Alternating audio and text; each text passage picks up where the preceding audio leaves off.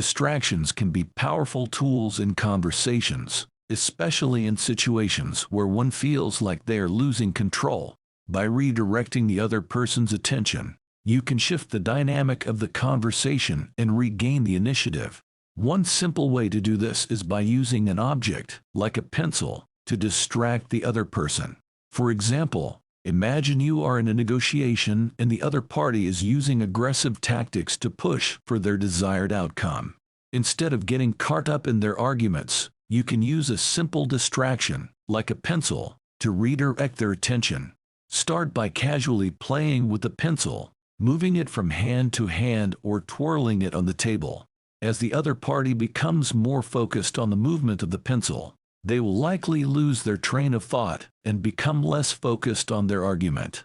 This will give you the opportunity to redirect the conversation and regain control. Another example, imagine you are in a meeting and one of the attendees starts to dominate the conversation, talking over others and pushing their own agenda.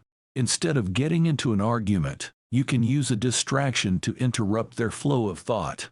Pick up a pen or pencil and start twirling it or tapping it on the table. This action will likely catch their attention and interrupt their thought process.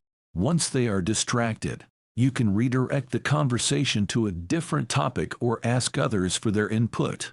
This technique can also be used in personal conversations, such as when dealing with a difficult person.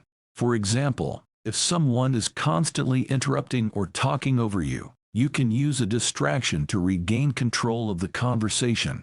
You can start fidgeting with your phone or some other object, drawing their attention away from their own argument and giving you the opportunity to speak. You can also use distractions in a more subtle way, by changing the environment or setting of the conversation.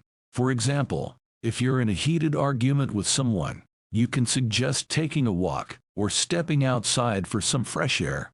This can be a great way to diffuse the tension and shift the focus of the conversation.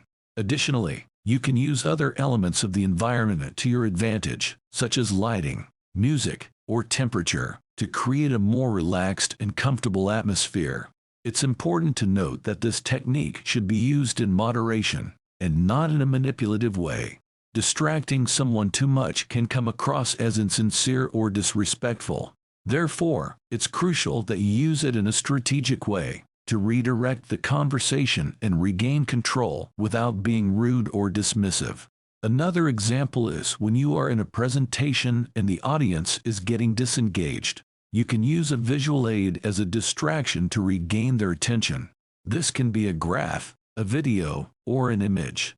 The audience will naturally focus on the visual element, giving you the opportunity to regain their attention and redirect the conversation. In conclusion, distractions can be powerful tools in conversations, especially in situations where one feels like they are losing control. By redirecting the other person's attention, you can shift the dynamic of the conversation and regain the initiative. Using a simple object like a pencil, changing the environment, using visual aids and other subtle techniques can be a great way to achieve this. This technique is based on the science of attention, which tells us that our attention is a limited resource. It's crucial that you use this technique in a strategic way, to redirect the conversation and regain control without being rude or dismissive.